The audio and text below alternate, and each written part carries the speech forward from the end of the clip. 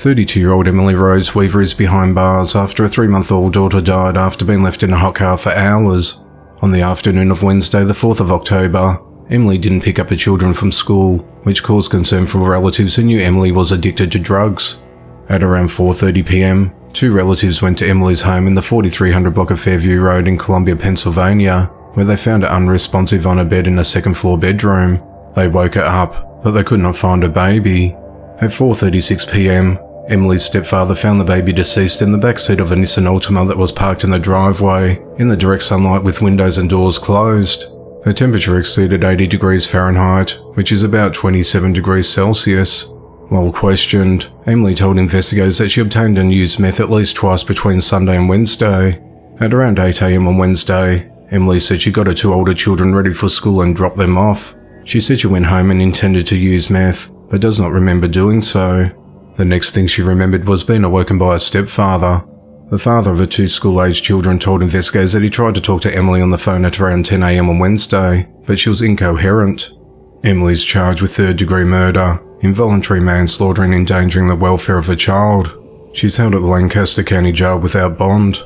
Emily has an extensive criminal history which includes drug convictions in 2018 and 2019, and convictions for robbery and endangering the welfare of children in 2021. She was serving 3 years of probation. The investigation into the matter continues. 23-year-old Quentin Smith and 19-year-old Hannah Jones are behind bars on multiple abuse charges following the death of their infant daughter and injuries caused to her twin sister. At just before 11 a.m. on Thursday the 5th of October, authorities responded to the Cocoa Hilltop Apartments complex at 1010 North Fisk Boulevard in Cocoa, Florida, on reports of an unresponsive child. When officers arrived at the residence, they located the girl who was motionless and not breathing. Officers found multiple circular bruises on the child's face, head and body, along with bruises to the upper back and to the left rib area. There was also bruising and swelling on her left arm, and bruising and a small laceration on her right arm. Officers attempted CPR, but they were unable to revive her, and she was pronounced dead. While investigating the child's death, detectives also found severe injuries to the child's twin sister. The twin girl had bruising on her face and head, and a large bite imprint near her buttocks area. She was transported to Arnold Palmer Hospital in Orlando, where she is currently being treated.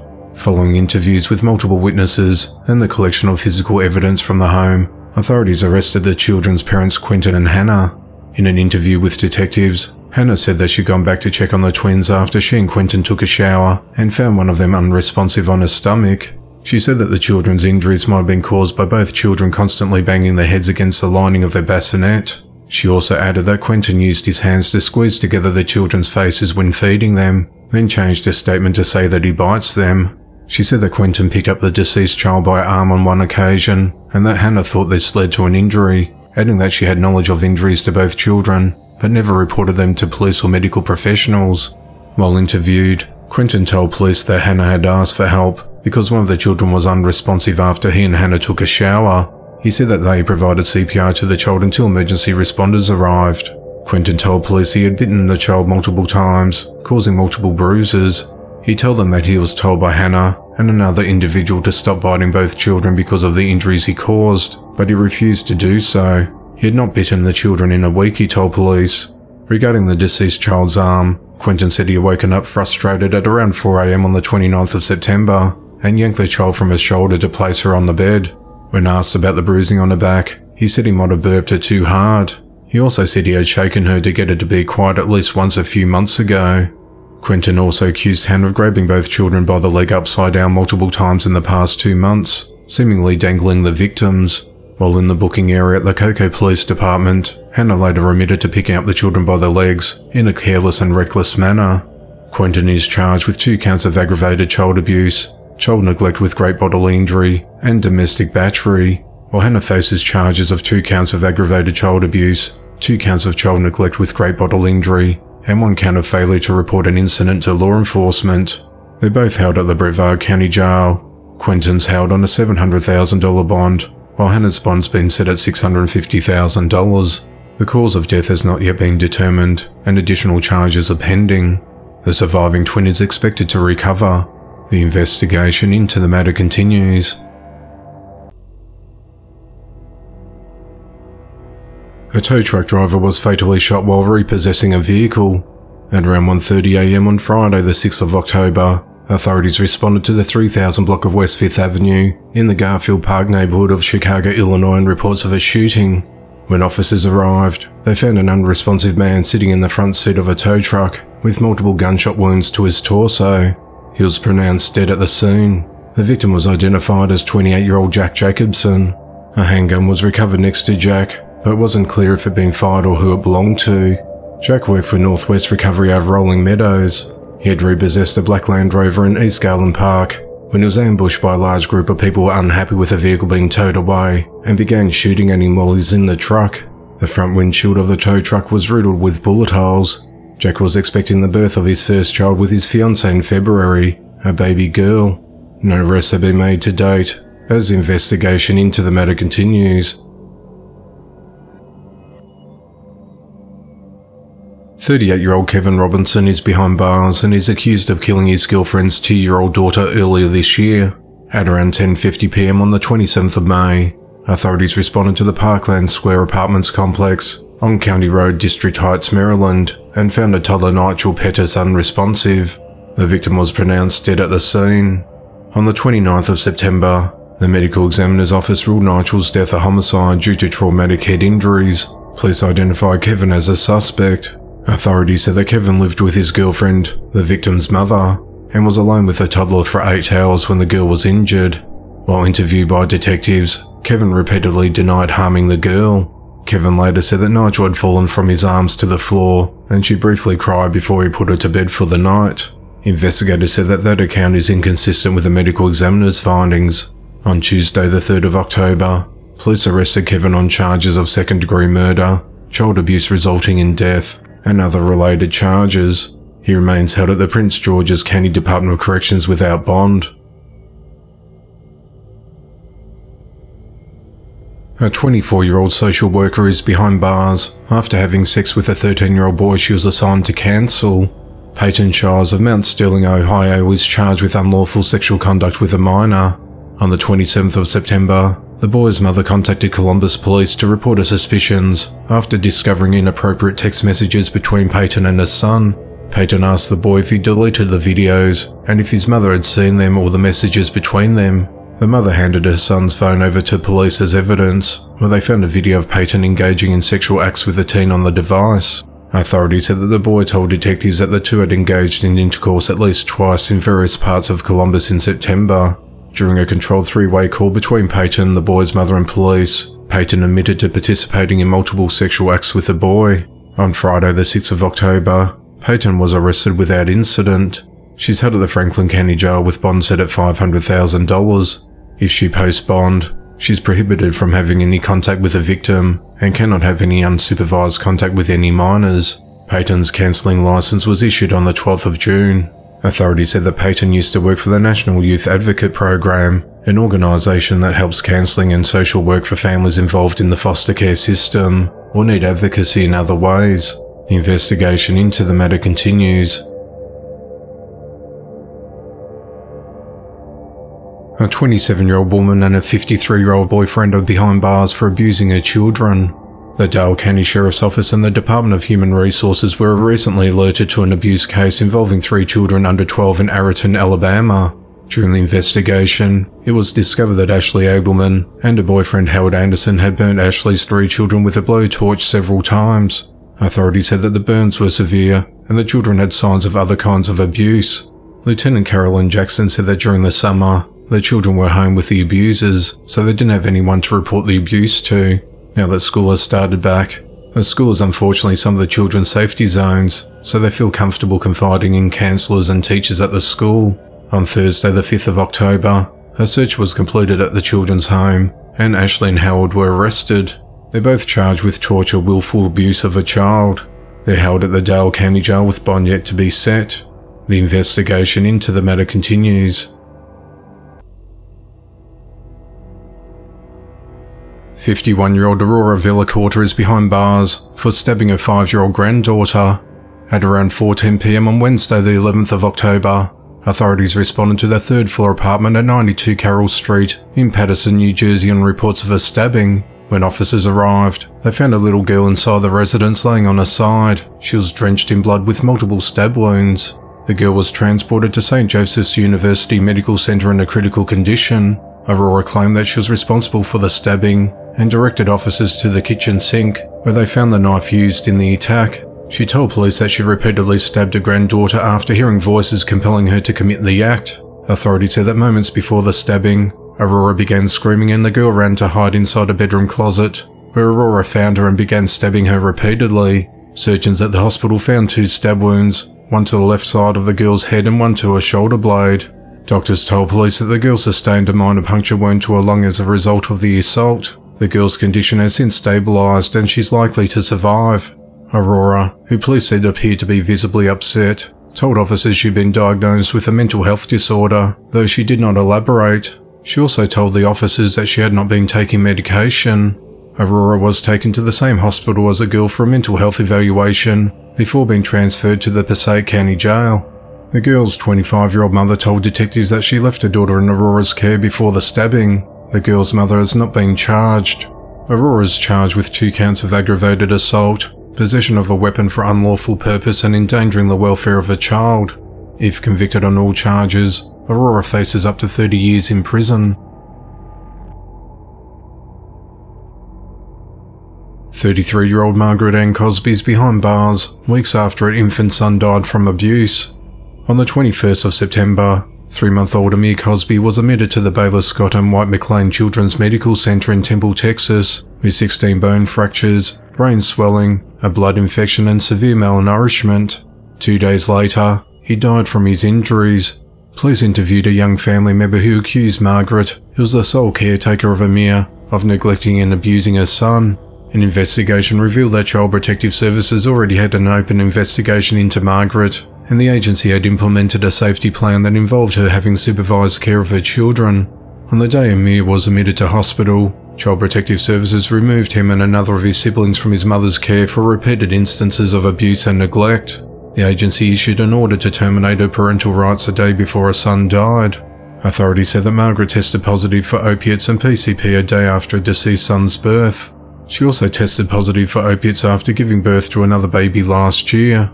Margaret never took Amir to a doctor or a hospital since his birth, which occurred at home.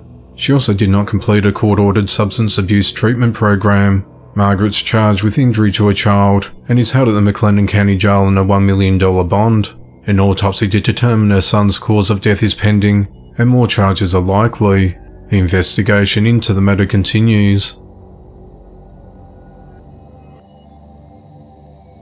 31-year-old James Fulgham is behind bars in connection to the deaths of his living girlfriend and her young son. On the evening of Monday the 9th of October, firefighters responded to a house fire at 548 Wash Drive in Forest, Mississippi. While extinguishing the flames, they discovered 2 victims dead from gunshot wounds. Deputies were called to the scene and identified the victims as 36-year-old Zena Williams and her 7-year-old son Zacchaeus Williams. Scott County Sheriff Mike Lee said it looks like she was shot once. The child was shot at least 3 times, maybe more. Additionally, investigators noted that Zena's vehicle was absent from the scene. Officials identified Zena's boyfriend James Fulgham as a suspect. Sheriff Lee said that neighbours heard James and his girlfriend fighting and also heard what they believed were gunshots. He said it looks like the child may have heard the gunshot, got scared, hollered and then become a victim himself, he said. Following the gunshots, neighbours saw James exiting the home alone and left the scene in Zena's Honda Accord. Investigators collected information and used technology to find the vehicle near James's old home in a wooded area in Lauderdale County. On Tuesday the 10th of October, investigators surrounded the area and obtained a search warrant for a home in the 8300 block of King Road in Meridian, Mississippi, roughly 40 miles away from the crime scene. As they were getting ready to approach the residence, investigators spotted James in Zena's car on Kings Road, and he was stopped at another home across the road. The Lauderdale County Sheriff's Office arrested James without incident and booked him into the Scott County Jail. James confessed to shooting and killing his girlfriend and a 7-year-old son, then setting the house on fire. He's been charged with 2 counts of capital murder, arson and auto theft, and bond has been denied. The investigation into the matter continues. 30-year-old Kevin Chad McLemore is behind bars and is accused of killing his roommate 62-year-old Taryn Lyndon Drummond. On the 7th of October, Terry was reported missing from his home at 1149 Harvey Drummond Road in Bremen, Alabama. Kevin made the missing persons report claiming that he last saw Terry alive when he left for work at around 6:30 a.m. on the 4th of October. On Wednesday, the 11th of October, Walker County detectives went to Terry's home and executed a search warrant. When they looked in the back, they discovered a makeshift grave covered in concrete blocks. They took the blocks apart and found dismembered remains in the 4-foot shallow grave. Charging documents said that Kevin dismembered Terry's body, put the remains in the garbage can, filled the garbage can with concrete and buried the victim under a set of stairs outside the home. Walker County Sheriff Nick Smith described the scene as gruesome. "I've been in law enforcement for almost 20 years. I've never seen anything quite like it," he said. Authorities said that Terry was killed on the 8th of September, and Kevin buried his remains 2 days later. Terry's remains have been sent to the Alabama Department of Forensic Sciences for further testing. The cause of death has not yet been released.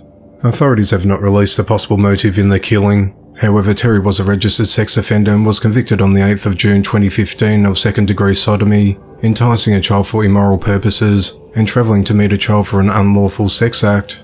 Kevin is charged with murder and abuse of a corpse and remains held at the Walker County Jail. The investigation into the matter continues. A couple are behind bars and each face a myriad of charges after leaving their 4-year-old child home alone. On Thursday, the 12th of October, authorities responded to a residence at 4980 Springfield Road in Franklin, Kentucky to perform a welfare check on a girl at the residence. A man who was delivering a package had gone to the wrong house when he made several attempts to contact people in the home and discovered a young girl beating on the window and crying. He thought it was peculiar, so he contacted the Simpson County Sheriff's Office. When deputies arrived at the premises, they found the young girl home alone padlocked in a bedroom. Deputies learnt that the parents, 28-year-old Morgan Soper and 30-year-old Jonathan Jenkins, had been leaving their child home throughout the day for quite some time. They were booked into the Simpson County Jail and each charged with 89 counts of first-degree wanton endangerment, 89 counts of endangering the welfare of a minor, and 1 count of second-degree criminal abuse of a child 12 or under. Morgan is a director of a childcare facility called Kindercare and has been put on administrative leave since her arrest. The investigation into the matter continues. 39-year-old Robert Carter is behind bars for sexually assaulting his stepdaughter. Robert began abusing the girl when she was 7 years old in 2008. At the time, Robert was married to the girl's mother. The assaults occurred in Houston, Texas area at the home, at Robert's grandmother's house, in the office of Greater Bible Way Church where he worked as a pastor, and in parking lots. The girl, who is now 22, told police that when she was 7, Robert went into her bedroom and made her perform sex acts on him. After that night, she said he made it a regular occurrence. It started with Robert disrobing in front of her in her bedroom, exposing himself and bribing her with candy. The girl told police that the sexual acts occurred more than 600 times. Robert drove the girl to school and would pull up in the vehicle behind a H-E-B supermarket and sexually abuse her, sometimes making her watch pornography on his cell phone. She became pregnant with Robert's child when she was 16. She wore baggy clothes to conceal her pregnancy, and she gave birth to a baby boy in a closet. Robert then took the child from her and dropped him off at a fire station.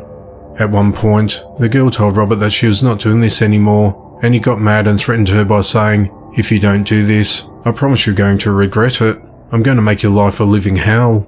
The sexual assaults ended in 2020 when the girl turned 19. On the 9th of October 2023, Robert was arrested and charged with continuous sexual abuse of a child and sexual assault of a child under the age of 17. He's held at the Harris County Jail on a $200,000 bond. The investigation into the matter continues. A 23-year-old man is behind bars for fatally shooting a 24-year-old man. At around 11:45 p.m. on Monday the 9th of October, authorities responded to the Bombshells restaurant and bar located at 13732 East Freeway in Houston, Texas on reports of shots fired. When officers arrived, they found an unresponsive man inside the bar with multiple gunshot wounds, and he was pronounced dead at the scene.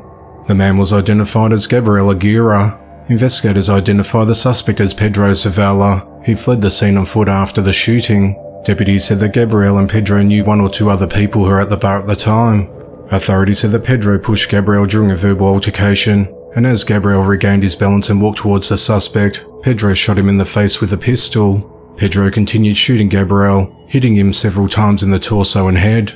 At 3:20 a.m. on Tuesday morning, while investigators were still at the bar, Pedro called the Harris County Sheriff's Office and asked to surrender to deputies. He was arrested at a gas station about a mile and a half away from the bar. Pedro's charged with murder and unlawful carrying of a weapon, and he's held at the Harris County Jail on a $600,000 bond. This isn't Pedro's first run-in with the law. Pedro was out on bond in another case after being accused of threatening to shoot a woman's dog and resisting arrest last month. Part of the bond condition was that there was a 7 a.m. to 7 p.m. curfew, and Pedro wasn't supposed to be out when the shooting happened. Pedro has previously been convicted of aggravated robbery with a deadly weapon. Officials said that Pedro has one child in the Houston area and has not been working due to an injury. The investigation into the matter continues. 43-year-old Charles Lee Dawson is behind bars for fatally shooting his 32-year-old partner Kerry Michelle Billings. The incident occurred at 4:58 a.m. on Monday the 9th of October at her home at 990 Stony Ridge Road in Bluefield, West Virginia. One of two juveniles living at the residence called 911 to report a stepfather Charles had shot her mother Kerry in the head. When officers arrived at the premises, they found Kerry deceased from a gunshot wound and took Charles into custody. While at the residence, investigators learned that one of the juveniles' audio recorded an argument between Charles and Kerry before the shooting. Within the audio, Charles yells at Kerry, telling her, "You get the death sentence for what you did to me. I'm going to split your head," he said before a gunshot is heard.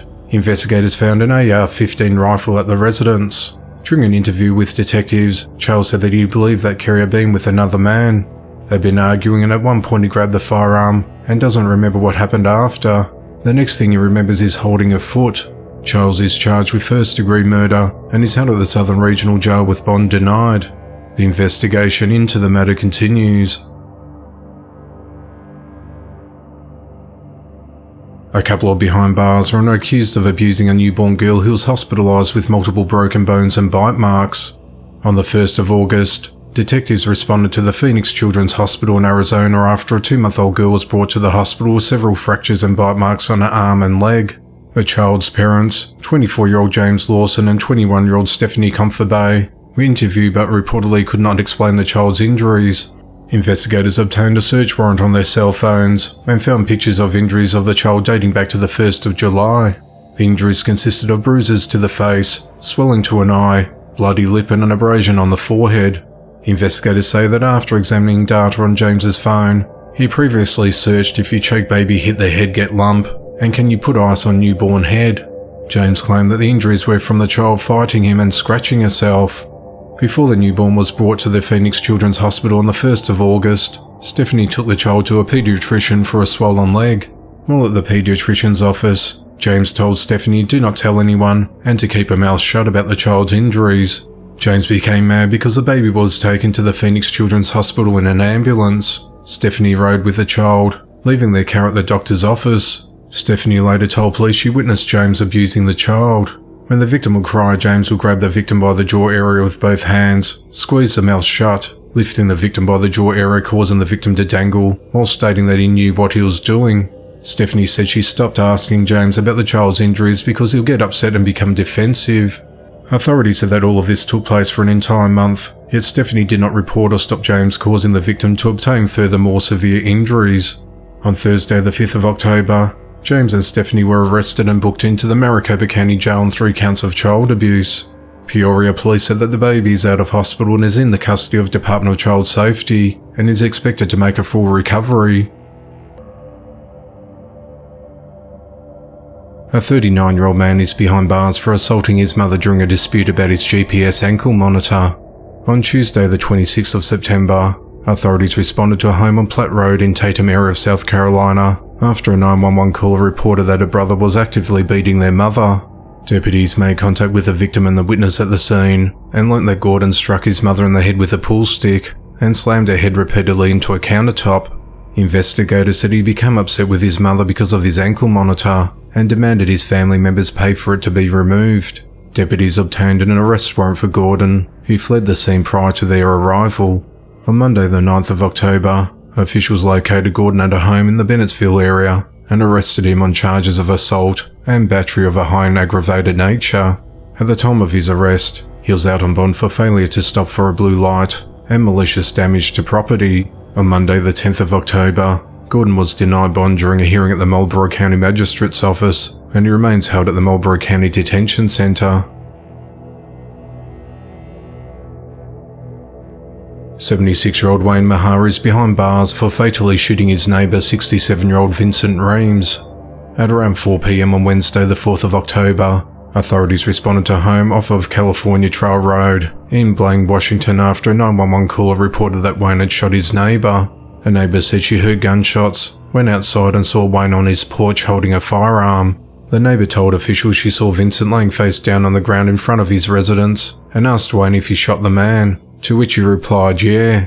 At the scene, deputies found the victim unresponsive with a gunshot wound to his chest. They performed CPR, but were unsuccessful. Officials arrested Wayne without incident. Investigators learnt that Wayne had threatened to kill the victim because he was throwing rocks at his house and making too much noise. During an interview with detectives, Wayne claimed that Vincent was an asshole who deserved to be dead. Wayne told officials he consumed 1 shot of alcohol on the day of the shooting. His blood alcohol level was 0.189, which is more than 2 times Washington's legal limit. Wayne's charged with first-degree murder and is held at the Whatcom County Jail on a $2 million bond. Wayne, a former cop and Vietnam veteran, made a noise complaint against Vincent on the 17th of November 2022. Wayne told officials he wanted to kill him, but authorities told him to let the sheriff's office deal with the issue. A day before Vincent's shooting death, Wayne threatened to kill the victim again. A 35-year-old McDonald's employee is behind bars for fatally shooting a 30-year-old woman. At 10:54 a.m. on Monday the 9th of October, authorities responded to the McDonald's restaurant at 1909 Four Seasons Boulevard in Henderson, North Carolina after receiving a 911 call about a woman who had been shot. When officers arrived at the scene, they found the unresponsive victim with a gunshot wound to her chest, and she was pronounced dead at the scene. The victim was identified as 30-year-old Jacqueline Marie Reed. Through the course of their investigation, detectives learned that Jacqueline and another woman were in an argument at a bus stop near the McDonald's restaurant. The other woman retreated into the restaurant to separate herself from Jacqueline, who followed her inside. A McDonald's manager separated the women, and Jacqueline left the restaurant. Jacqueline returned a short time later when she was met by the manager and a male employee, identified as 35-year-old Sam Antoine Ivy. During the disturbance, Jacqueline reached out and touched Sam, who shot Jacqueline with a concealed handgun. Sam then fled the scene in his vehicle. A school resource deputy at Edneyville Elementary School was aware of the incident at McDonald's and recognized that Sam had a child who attended the school. When Sam arrived at the school, he was quickly apprehended by the deputy in the school's parking lot. A handgun was found in his vehicle. Sam's charged with murder and possession of a firearm by a felon. He's held at the Henderson County Detention Center without bond. Henderson Police Chief Blair Myhan said that Jacqueline, who was from Johnson City, Tennessee, had been in town for 4 to 5 days. He said that they know that because they've received multiple calls about her erratic and alarming behavior over the weekend. Despite that, he says she didn't deserve to die. The investigation into the matter continues. 29-year-old Edmund Dehaney is behind bars for fatally shooting his 19-year-old brother. At 12:43 a.m. on Thursday the 5th of October, authorities responded to a home in the 1800 block of Bryce Drive in Grosse Pointe Woods, Michigan on reports of a person shot. When officers arrived at the scene, they found the victim identified as Dennis Dehaney lying in the kitchen with a gunshot wound to his head. Edmund, who was accused of shooting his brother, was still at the scene when police arrived. The victim was taken to a local hospital where he was pronounced dead. Police said they found a weapon on the second floor of the home. Edmund is charged with murder and felony firearm. He's held at the Wayne County Jail on a $1 million bond. The motive of the shooting is unclear as the investigation into the matter continues. A woman was arrested for throwing a sausage and a Coke can at a gas station cashier during a heated altercation. On Wednesday the 4th of October, Deasia Cobb was taken into custody and charged with battery and disorderly conduct following the incident at a gas station at 3511 Northeast 36th Avenue in Ocala, Florida. The cashier told investigators that the incident started when Deasia confronted her, saying she should have handled the 2 transactions at once. The two started shouting racial slurs at each other, causing the verbal altercation to turn physical. Deasia then grabbed a sausage from the hot tray in its tongs and hurled them both at the cashier. The sausage hit the cashier on the right wrist and the tongs in the right leg. Deasia then left the store. The cashier grabbed the sausage off the floor, went outside and threw it at Deasia's car. DeAsia retaliated by throwing a Coke can she just purchased and the same sausage at the cashier who was standing toward the end of the counter. The can hit the counter and the cashier was able to get out of the way to avoid being hit by it. The store owner who witnessed the entire incident said DeAsia needed to leave. DeAsia, however, said she wasn't trespassed from the store and refused to leave and loitered and taunted the store employees for 8 minutes. DeAsia was arrested and transported to the Marin County Jail on a $1,500 bond and has since been released. 56-year-old Ricardo Orozco's behind bars for fatally stabbing his 42-year-old wife Genoveva Ortega Valdivia. At just after 11 p.m. on Saturday the 30th of September, Ricardo arrived at a gas station in the 32,000 block of Mound Road in Warren, Michigan. He approached the gas station attendant and told him that his wife was bleeding in his car. Police were called to the scene and found Ricardo, who appeared drunk and covered in blood, in the driver's seat of his Dodge Durango. Officers then located his wife's deceased body in the back seat of the SUV with multiple stab wounds. Her body was soaking wet and had sand on it, and it looked as though she'd been dragged through some brush. A bloody hunting knife was found on the driver's floorboard, and Ricardo was taken into custody. Authorities said that there was blood on the outside of the vehicle, and it appeared that Genoveva had been stabbed elsewhere, loaded into the vehicle and driven into Warren. Investigators said it does not appear that Genoveva was killed at the couple's home in Oakland County, which police searched. Police located a video of the couple on a beach, suggesting they were at a beach early in the day, near Caseville in Huron County, a little more than 2 hours drive north of Warren. While questioned by detectives, Ricardo made multiple admissions to killing his wife. Ricardo's been charged with second-degree murder, and he's held at the Macomb County Jail on a $2 million bond. A probable cause hearing is scheduled for the 17th of October. Authorities said the couple had a violent history. The motive of the attack is unclear, as the investigation into the matter continues. 31-year-old Joseph McDonald is behind bars for fatally stabbing his brother's 21-year-old friend. The incident occurred at around 11 a.m. on Sunday the 8th of October at a residence in the area of Courtland Boulevard and Glen Ridge Terrace in Deltona, Florida. The 21-year-old victim and another man went to Joseph's house to meet up with Joseph's brother to smoke weed with him, but he wasn't home at the time. Joseph let them into the house, but they weren't there to socialize with him. The other man told police that Joseph became upset when he was skipped over during a smoke session, and an argument ensued. Things quickly escalated and Joseph stabbed the victim in the stomach before fleeing the house. When police were initially called to the scene, they thought there was a shooting, but quickly learned it was actually a stabbing. The victim was found outside stumbling about with a stab wound to his abdomen. When the victim was asked who was responsible for his injuries, he pointed back at the house but was unable to provide more details. The victim was rushed to a hospital in Deltona where he died. At around 1 p.m, Joseph was found hiding in the bushes about 3 miles away from his home, with his hand visibly bleeding and wrapped in a bandage. He was taken into custody and transported to a hospital in Sanford for medical attention for lacerations to his hand caused by a sharp object. Joseph was then booked into the Volusia County Jail charged with first-degree murder and is held without bond. Joseph had only lived at the residence for a couple of months before the incident, and police were informed that he'd been experiencing mental illness for several years. The investigation into the matter continues.